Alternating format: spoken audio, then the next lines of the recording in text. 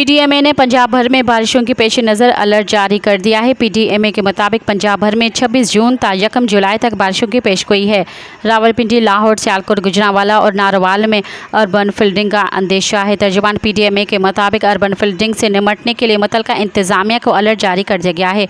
पंजाब के मुख्तलिफ अजला में शदीद तूफ़ान और कहीं ज़ालाबारी भी हो सकती है। शदीद तूफ़ान में सोलर प्लेटों की हिफाजत के लिए ज़रूरी इकदाम किए जाएँ। सैलाबी सूरत हाल वाले अजरा में इंतजामिया दरियाओं और नालों के रास्ते क्लियर कर दें। अलर्ट में कहा गया है कि दरियाओं और नालों में नहाने पर पाबंदी के कानून पर सख्ती से अमल दरामद करवाया जाए। रेस्क्यू इदारों, नकासी आप के ज़िम्मेदार इदारों को भी अलर्ट रहने की हिदायत जारी की गई है। मज़ीद ख़बरन ऐं तफ़सीलात लाइ विज़िट कयो असांजी वेबसाइट www.awamiNewsHD.com ऐं ॾिसंदा रहो अवामी न्यूज़ HD।